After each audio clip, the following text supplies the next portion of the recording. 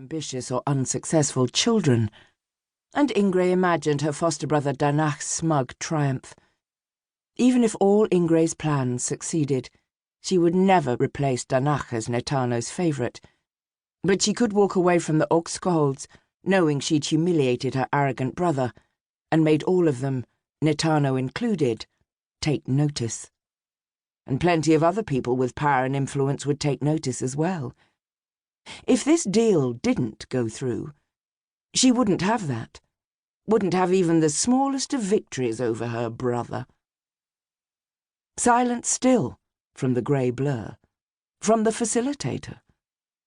The spicy smell of the surbat from the decanter turned her stomach.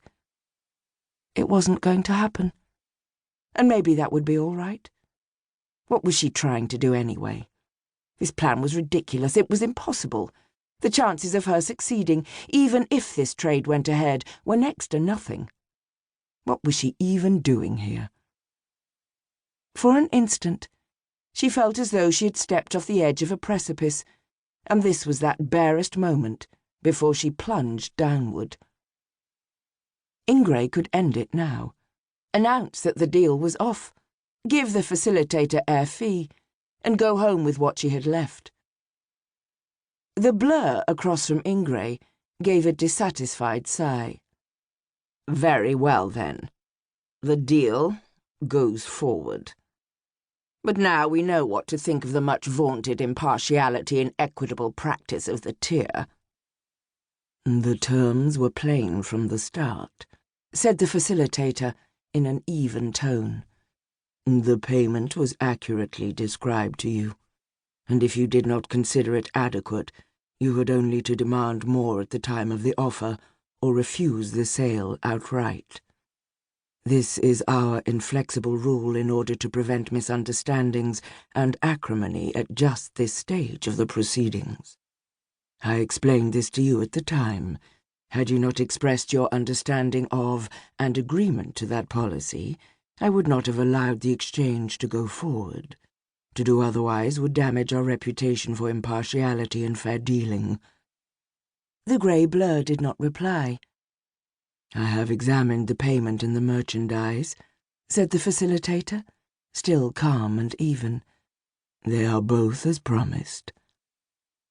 Now was Ingray's chance. She should escape this while she still could.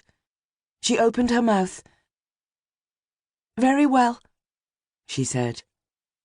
Oh, almighty powers, what had she just done? The assigned pickup location was a small room walled in orchids, growing on what looked like a maze of tree roots. A woman in a brown and purple jacket and sarong stood beside a scuffed grey shipping crate, 2 meters long and 1 high, jarringly out of place in such carefully tended, soft-coloured luxury. There is some misunderstanding, Excellency, Ingray suggested. This is supposed to be a person. Looking at the size and the shape of the crate, it occurred to her that it might hold a body. Utter failure. The dread Ingray had felt since the grey blur had demanded extra payment intensified.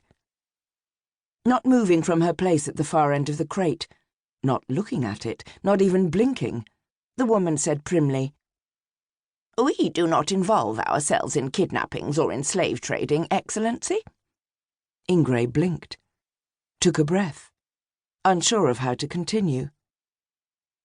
May I open the crate? She asked finally.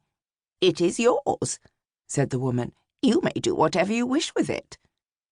She did not otherwise move.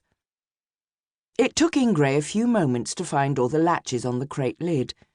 Each came apart with a dull snap, and she carefully shoved over one end of the heavy lid, wary of sending it crashing over the back of the crate. Light glinted off something smooth and dark inside. A suspension pod. She pushed the lid a few centimeters farther over, reached in to pull back the cover over the pod's indicator panel. Blue and green lights on the panel told her the pod was in operation and its occupant alive. She could not help a very small exhalation of relief. And maybe it was better.